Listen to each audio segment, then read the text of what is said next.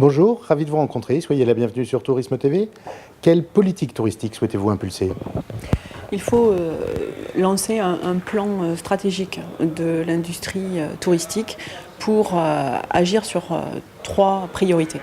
La première, c'est de structurer la filière en définissant cette nouvelle modalité de gouvernance, en fédérant tous les acteurs, publics, privés.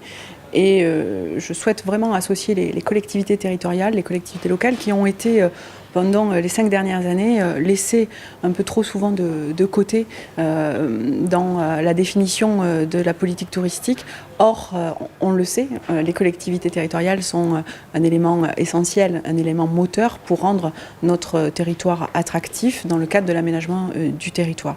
Il faudra aussi mieux associer les professionnels, davantage favoriser davantage la concertation et le dialogue, parce que les bonnes idées peuvent souvent faire leur apparition à l'issue d'une négociation, d'un dialogue constructif avec l'ensemble des acteurs. Donc cette méthode qui est celle du gouvernement sera privilégiée aussi au sein du ministère du Tourisme. Comment améliorer les retombées économiques du tourisme en France ? C'est la deuxième priorité. La deuxième priorité, c'est améliorer la qualité de l'offre touristique en jouant et en mettant des moyens sur la rénovation, la réhabilitation des hébergements touristiques, puisque la France a vécu pendant de nombreuses années sur ses acquis, parce que de manière assez naturelle, la France est attractive, sauf que des investissements de long terme n'ont pas été réalisés. Il faut donc aujourd'hui lancer ce plan de rénovation et de réhabilitation. Il faut aussi, pour être beaucoup plus attractif, mieux former et pourvoir les emplois liés au tourisme en jouant sur cette qualité de service.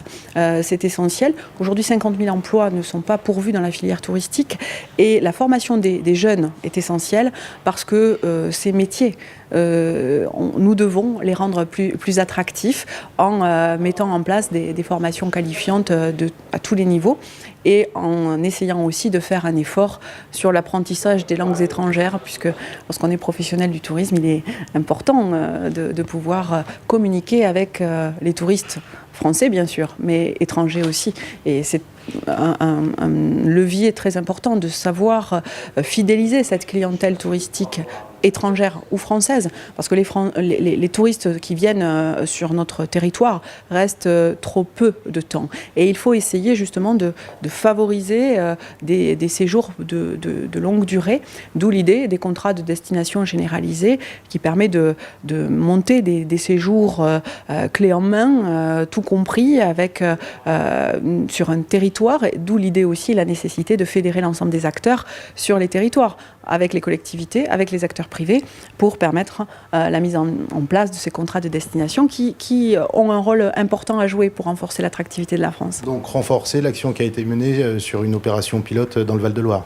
Exactement, l'opération Val-de-Loire a montré des retours positif, et justement cette méthode a été celle de l'association et du travail en commun de tous les acteurs privés, publics, et de la volonté aussi de l'ensemble des professionnels d'avoir une qualité, une prestation suffisante et à la hauteur des espérances de nos touristes. Parallèlement, comment souhaitez-vous appuyer et aider les opérateurs du tourisme émetteur qui connaissent une situation délicate et difficile actuellement ?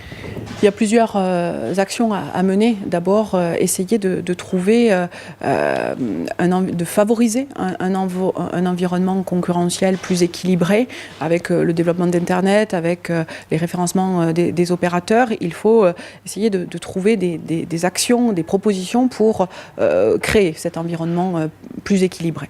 Ensuite, il y aura un travail au niveau européen pour essayer d'harmoniser un certain nombre de contraintes, de règles à l'échelle de l'Union européenne. Cela demandera évidemment que l'on se rapproche de nos partenaires de l'Union pour trouver des complémentarités et essayer de lisser un certain nombre de réglementations. Et il faudra aussi que les professionnels du tourisme se rapprochent des commerçants et de ces formes de commerce qui sont aujourd'hui apparues, les transformations qui existent, pour justement ne pas laisser passer le train en marche, parce qu'eux aussi ont un rôle à jouer et ils doivent peut-être faire eux aussi ce travail et se développer.